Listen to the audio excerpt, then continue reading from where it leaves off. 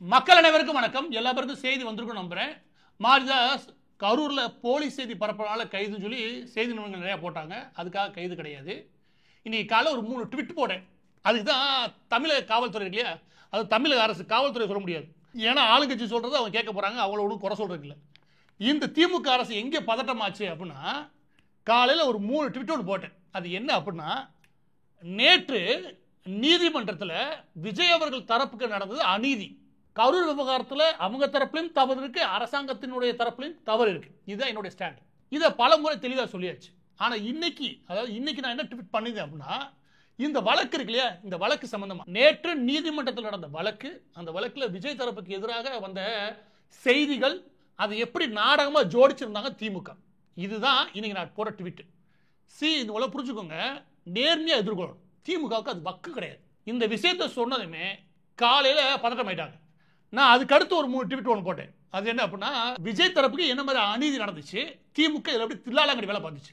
இதுதான் போட்ட அடுத்த 1 மணி நேரத்தை காவல்துறை அனுப்பிட்டான்னு வச்சுக்கோங்க. இதுதான் திமுக அரசாங்கத்தை பதட்டப்படுத்தின வேலை. இதுக்கு தான் கைது. ஆனா கூப்பிட்டதுக்கு அப்புறம் வேற வழி இல்லை, ஒரு 3 மணி நேரம் போச்சு, இது வேற ஒரு பக்கமா போய்கிட்டு இருக்குது அப்படின்னு சொல்லிட்டு கடைசியா கிளம்பும் போது இதான் சார் சம்மனு, உங்களை சும்மா ஒரு என்கொயரிக்காக கூப்பிட்டு சொல்லிட்டு ஃபில் பண்ணி கொடுத்து, எனது மக்களிடையே அமைதியை குலைக்க முயற்சி பண்ணேன், இரு தரப்புக்கு இடையே சண்டை இழுத்து விட்டேன், ஏதாவது தவறான வார்த்தை பேசுறது, இந்த மாதிரி எதையோ ஒன்று ஃபில் பண்ணி அனுப்பிவிட்டான்னு வச்சுக்கோங்க. ஆனால் போனதும் என்கொயரி எதை பற்றினது, இந்த ட்விட்டை பற்றினது. சரியா? எனவே கரூர் விவகாரத்தில் உண்மைக்கு புறமானது எதுவும் பரப்பல. எது உண்மைனா, இன்னைக்கு விஜய்க்கு நடந்த அநீதி இருக்கு இல்லையா, அநீதி தான். நீ கைது பண்ணாலும் நான் சொல்லுவேன், இது அநீதி தான்.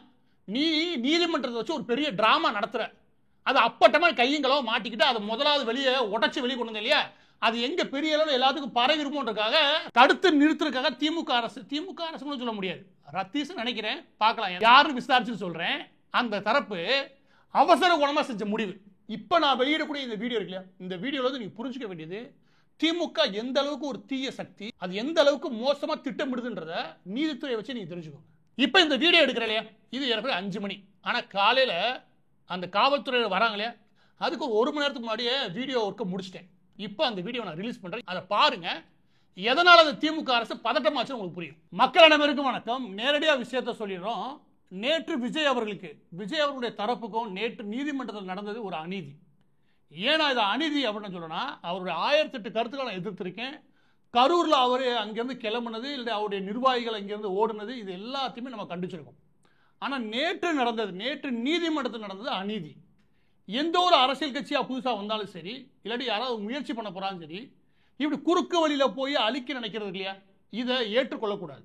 ஏன் அப்படின்னா, திமுக நேற்று நடத்துறது முழுக்க ஒரு மிகப்பெரிய நாடகம். அது எப்படி இவ்வளவு பெரிய நாடகத்தை நடத்தி முடிச்சிச்சு, இதற்கான மேலோட்டமான விஷயத்தை சொல்றேன். முழு ஆய்வுகள் அடுத்து வெளியிடணும். முதலாவது இந்த வீடியோ எதனால் வெளியிடணும், நேற்று என்ன பண்ணானுங்க, விஜய்க்கு தலைமை பண்பு கிடையாது, அது கிடையாது, இது கிடையாது, எல்லாமே நீதியரசர் சொன்னாரு ஏகப்பட்ட செய்திகள். சன் டிவி மட்டும் கிடையாது, இதனுடைய பெரும்பாலான செய்தி ஊடகங்களை வச்சு அதுதான் காலையில் ஒரு 12 மணிலேருந்து ஆரம்பிச்சானுங்க.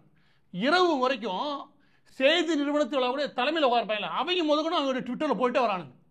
ஆனால் எவனுமே கேட்க மறந்த ஒரு கேள்வி இருக்கு. அது என்ன அப்படின்னா, 2 நீதிமன்றங்களில் 2 விதமான வழக்கு இதே கரூர் விவகாரத்தில், முக்கியமாக தமிழக வெற்றி கழகம் இந்த விஜய் அவர்கள் தரப்புல இருந்து 2 வழக்குகள் வருது. ஒரு வழக்கு எதற்காக அப்படின்னா, நான் வழக்கு விஷயத்தை வச்சிடறேன், அப்பதான் என்ன நடந்துச்சுன்னு புரியும். இந்த வழக்கு இதுதான், அதுக்கான ஆர்டர் காப்பி, அதற்கான நகல் இது அப்படியே ஸ்கிரீன்ல வைக்கிறேன், நிறுத்தி பாருங்க. அதுல என்ன தெரியும் அப்படின்னா, நிர்மல், அதுக்கப்புறம் அந்த புஷி ஆனந்த் இருக்கார் இல்லையா, தமிழக வெற்றி கழகத்துடைய பொதுச் செயலாளர் கூடிய புஷி ஆனந்த், நிர்மல் குமார், இந்த 2 பேருக்கும் ஏபி, அதாவது ஆன்டிசிபேட்டரி பெயில், முன்ஜாமீன் கேட்டு ஒரு வழக்கு வந்துச்சு. இது வந்தது மதுரை இருக்கக்கூடிய உயர் நீதிமன்றத்தில், அதாவது சென்னை நீதிமன்றத்தினுடைய கிளையா இருக்கக்கூடிய மதுரை இல்லையா, அந்த மதுரை நீதிமன்றத்தில் வந்து வழக்கு. இந்த வழக்கு எந்த நீதிபதிட்ட போகுது அப்படின்னா, ஜோதிராமன் அவர்கள்ட்ட போகுது. இதுல தான் அவங்களுக்கு ஏபி கிடையாது, அதாவது முன்ஜாமீன் கிடையாது. இதுல கவனிக்க வேண்டிய விஷயம் என்ன அப்படின்னா, இந்த வழக்குடைய ஆர்டர் இல்லையா, இதுல அந்த புஷி ஆனந்த் இருக்காரு, அவர் தரப்புல ஆஜரான வழக்கறிஞருடைய பேர்லாம் இருக்கும். வரிசையா ராகவச்சாரி, அவங்களுடைய அசிஸ்டன்ஸ், மற்ற நபர்லாம் இருப்பாங்க. அதுக்கப்புறம் காவல்துறை சார்பாக இல்லாட்டி அரசு தரப்புல இல்லையா, அதற்கான நபர்கள் உள்ள இருப்பாங்க.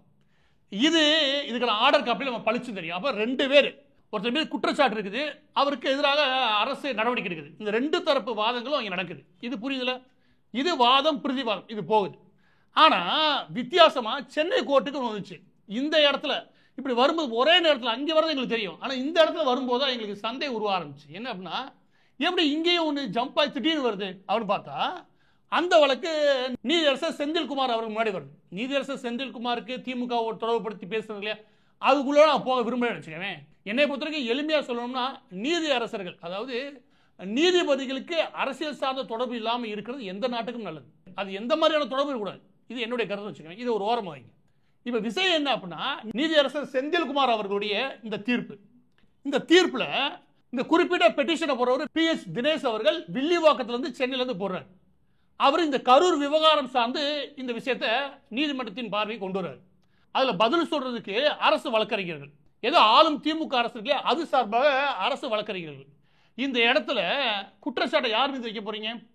நீங்க அரசின் மீது வைக்காம எல்லா செய்தியும் எப்படி மாறினீங்க, விஜய் தரப்பின் மீது வைக்கிறோம். அப்ப விஜய் தரப்புக்கு ஒரு நோட்டீஸ் கொடுத்து அவங்களுடைய பதிலையும் கேட்டு வாங்கி, இல்லாட்டி அவங்கள வர சொல்லி அவங்கள வச்சும் இந்த விசாரணை போச்சுன்னு வச்சுக்கோங்க. நான் உண்மையிலே சொல்றேன், நேர்மையானது.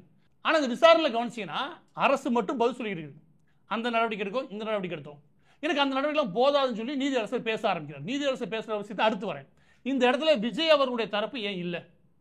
30ஆம் தேதி இந்த கேஸை லிஸ்ட் பண்ணிருக்கீங்க, அதாவது 30ஆம் தேதி அதை சப்மிட் பண்ணதா சொல்றீங்க. 30ஆம் தேதி சப்மிட் பண்ணது அடுத்த 2 நாள் லிஸ்ட்டாக உள்ள வருது. இவ்வளோ வேகமாக எடுத்து ஓகே எனக்கு புரிஞ்சுக்க முடியுது. ஆனால் எடுத்த வேகத்தில் இதில் முக்கியமாக குற்றச்சாட்டு பண்ண போகிறது யார் மேலே? தமிழக வெற்றி கழகம் விஜய் அவர்கள் மீது. அப்போ அவங்களுடைய தரப்பில் ஒரு வழக்கறிஞர் இருக்கணும். இல்லை அவங்களுடைய தரப்பில் வந்து என்ன சொல்கிறாங்கன்னு அவங்கள்ட்ட கேட்க வேண்டிய அவசியம் இருக்கா இல்லையா? இல்லை நான் ஒரு பொதுமக்களாகவே கேட்குறேன், இது கேட்கணுமா இல்லையா? ஆனால் கேட்கறதுக்கு யாருமே இல்லைன்னா நீங்கள் என்ன ஆகும்? ஒன்று அரசு சொல்லணும், இன்னொரு நீதி அரசர் சொல்கிறாரு. இவங்க 2 பேரும் செய்தியை வச்சு நேற்று ஒரு பெரிய பிரச்சாரமே நடந்து முடிஞ்சிருச்சு. அந்த பிரச்சாரத்தில் விஜய் அவருக்கு தலைமை பண்பு இருக்கா இல்லையா, இது ஒரு விவாதமாக போகுது.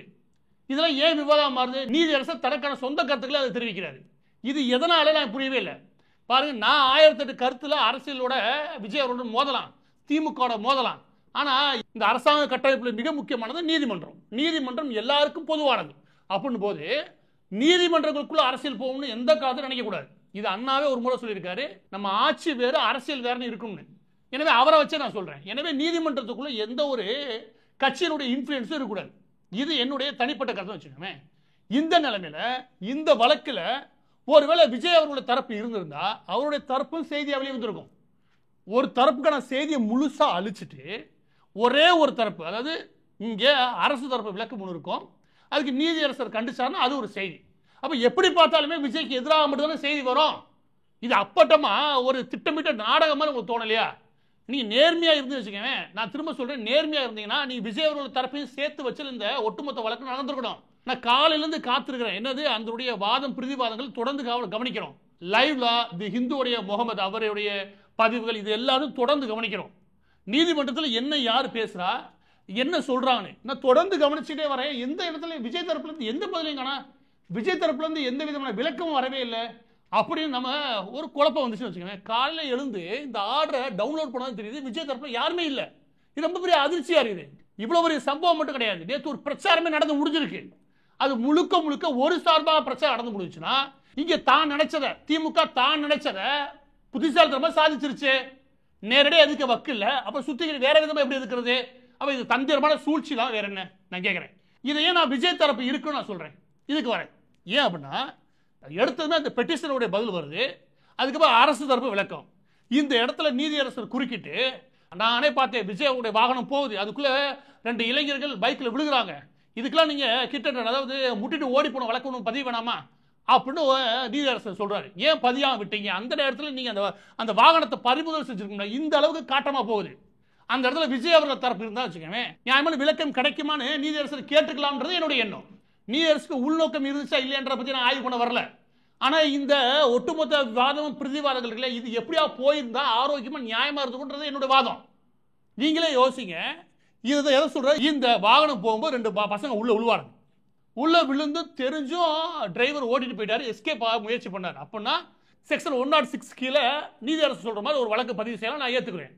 ஆனா விஷயம் என்ன அப்படின்னா, இந்த வீடியோ தான் பார்த்திருக்கீங்க, அவர் நீதியரசரே சொல்றாரு யூடியூப்ல எல்லா வீடியோ கிடைக்குது. அந்த யூடியூப்ல நீங்க தேடுங்க, நானே போட விரும்பல, போட்டா நான் தூக்கிட்டு வந்து வேண்டு போட்ட மாதிரி இருக்கும், நீங்களே தேடுங்க. விஜய் அவர்கள் இந்த பக்கத்து ஒரு வீடியோ எடுத்திருப்பாங்க, அதுல அந்த பசங்களை ஒழுங்கா வர சொல்லி பார்த்து வர சொல்லி அவர் கண்டிப்பாரு, இல்லாட்டி கேட்டுக்கொள்வாரு. அதுக்கான வீடியோ வந்திருக்குது. எனவே இப்ப என்ன ஆயிருந்து பாருங்க, இந்த ஒரே ஒரு வீடியோவை திமுக காரன் பிரச்சாரமா பரப்புறான்னு வச்சுக்கோங்க, அதுக்கு சார்பாக நீதியரசர்கள் நின்றுட்டாங்களோ அப்படின்ற ஒரு சந்தேகம் மக்கள்கிட்ட வந்துரும்ல. அப்ப இன்னொரு செய்தி நீங்க கேட்கவே இல்லைன்னு ஆயிரும்ல. அப்ப விஜய் அவர்களோட தரப்பு நீங்க இருந்திருந்தா, அதாவது இந்த ஒட்டுமொத்த நீதி சம்பந்தமா வாதம் பிரதிவாதம் போகும்போது அங்கே முக்கிய குற்றம் சாட்டப்படக்கூடிய விஜய் அவர்களோட தரப்பில் இருந்திருந்தா மட்டும்தான் இந்த உண்மை வந்திருக்கும். இந்த உண்மை வந்துருச்சு. இந்த குற்றச்சாட்டு இருக்காரு காலந்து அடிச்சு தள்ளுறான். எது எல்லா செய்தியும் நான் கேட்கிறேன், உனக்கு மூளைன்னு ஒன்று இருந்தா ஏன் விஜய் அவர்களோட தரப்பு வரல செய்தி? அப்ப நீ கேட்டுக்கணுமா இல்லையா? கேட்டுருந்தா நீ நியாயமான ஊடகம். அப்ப நீ எல்லா பேருமே எனக்கு தெரிஞ்சு பெரும்பாலான இடங்கள்ல பெரிய லெவல்ல திமுக வலைப்பின்னல் மாதிரி நேற்று சரியா வேலை பார்த்துருக்கு. அதுக்கு செந்தில் பாலாஜி வேலை பார்த்தாரா, இல்லாட்டி எம் கே ஸ்டாலின் வேலை பார்த்தாரா, இது கூட ஆய்வு பண்ணலாம். ஆனால் வேலை பார்த்துருக்கு. அது அப்பட்டமாவே நேற்று தெரிஞ்சிச்சு. இது முதலாவது இடத்துலயா அப்படியே போகணும்னு வச்சுக்கவே. நீதி அரசர் போகும்போது என்ன சொல்றாங்கன்னா, இதெல்லாம் சன் டிவி அடிச்சு பறக்க விட்டா எல்லா பக்கத்துமே நீ கவனிச்சு வச்சுக்கவே. விஜய் அவர்களுக்கு தலைமை பண்பு இருக்குதா, அவர் ஒரு கட்சிக்கு தலைமையா இருக்கிறதுக்கு தகுதியானவரா அப்படி விவாதமா இருந்துச்சு. அவருக்கு தலைமை பண்பே இல்லை அப்படின்னு நீதி அரசர் சொல்லிட்டாரு. அவர் போட்டாங்க. நான் என்ன கேட்கிறேன்னா, நான் அகைன் சொல்றேன், விஜய் அவருக்கு தலைமை பண்பு இல்லைன்னு நான் சொல்றேன். ஏன்னா அரசியல் ரீதியாக சண்டை போடுறேன். இன்னொரு தரப்பு விஜய் மனுஷனே இல்லைன்னு சொல்றான். அது ஒரு தரப்பு. இதெல்லாம் அரசியல் சண்டை. நீதி அரசர்கள் எந்த இடத்துல ஒருத்தருக்கு தலைமை பண்பு இருக்கு, ஒருத்தருக்கு தலைமை பண்பு இல்லை, ஒருத்தர் தலைமை பண்பை வளர்த்துக்கிட்டு இருக்காரு, இதை எந்த ஸ்கேலை வச்சு அளக்குறாங்க? எந்த சட்டத்தின் கீழே இந்த தலைமை பண்பை நீங்க மெஷர் பண்றீங்க? இது நியாயமே கிடையாது. ஏன் அப்படின்னா, இவங்களுக்கு தலைமை பண்பு இருக்குன்னு சர்டிபிகேட் கொடுக்குற இடத்துல எனக்கு தெரிஞ்சு நீதிமன்றங்கள் இருக்குமா எனக்கு தெரியல. சட்டத்தின் கீழே சட்டம் என்ன வழிவகை சொல்லுதோ அதன் கீழே நீங்க ஒரு தலைவராக, ஒரு அரசியல் கட்சி தலைவராக இதை நீங்க செஞ்சிருக்கணும். இது தப்பு. இது வேற. உங்களுக்கு தலைமை பண்பே இல்லை அப்படின்னு அவர் இல்லாத இடத்துல ஒரு டிக்ளேர் பண்றாங்க இல்லையா, அதை எடுத்து செய்தி போறது பிரச்சாரமா இல்லையா? எனக்கு கேட்டீங்கன்னா இது நியாயமே கிடையாது. இது மனசாட்சி இருக்க யாரும் பண்ணிக்க கூடாது. அது மீடியா எல்லாருக்கும் தெரியும். தெரிஞ்சும் நீ இது எல்லாத்தையும் மறைக்கிறா, நீ அயோக்கிய ராஸ்கல். இதை விட என்ன கஷ்டம் அப்படின்னா, விஜய் அவர்கள் தரப்புல இருந்து நேத்து வரைக்கும் எங்கள் பெண் நிர்வாகிகள் எல்லாம் புலிகள் அப்படின்னு ராஜ்மோகன் ஏகப்பட்ட பேசிங்க. எவனுமே காணா. அட பாவிகளா, ஒரு மிகப்பெரிய பிரச்சாரம் உங்களுக்கு எதிராக நடந்துகிட்டு இருக்குது. அந்த பிரச்சாரத்தை உடைக்கிறதுக்கு முன் வர வேணாமா? எல்லா நிர்வாகியும் காணாம போயிட்டீங்களா? அது எப்படி? எனவே பதிவோட இறுதியாக நான் சொல்ல வேண்டிய விஷயம் என்ன அப்படின்னா, நேற்று நீதிமன்றத்தில் 1008 கருத்து வேறுபாடு உங்களுக்கு விஜய்க்கு இருக்கலாம், எனக்கு விஜய்க்கு இருக்கலாம். ஆனா ஒரு நீதிமன்றத்தில் நீதி விசாரணைன்றது எல்லா தரப்பு விஷயங்களும் கேட்டு நடுநிலையோடு நடக்க வேண்டிய விஷயம். அது நடந்துச்சானா விஜய் அவர்களோட தரப்பு அங்கே இல்லாத போதே அது நடந்திருக்க கூடாது. ஒரு நாள் நீங்க அவகாசம் கொடுத்து இது சம்பந்தமா உங்களுடைய விளக்கத்தை எடுத்துட்டு நாளைக்கு வாங்க அப்ப நீங்க காட்டமா சொல்லியிருந்தா கூட நான் பாராட்டியிருப்பேன். ஏன்னா அடுத்த நாள் அவங்க வராங்க, என்ன சொல்றாங்க அவங்க சொல்றதை கேட்டுட்டு இங்க தீர்ப்புகள் நிச்சயம் சொல்றேன். கூடுதலாக யார் யார் மீது வழக்கு பதிவு சொல்லி நீதிமன்றம் சொல்லுதோ அது தப்பே கிடையாது. அதையும் தாண்டி இது கரூர்ல மட்டும் நடக்கல, மற்ற இடங்கள் நடந்துச்சுன்னா அதுக்கு நீதி விசாரணை நடத்துங்கன்னு சொன்னா தப்பே கிடையாது.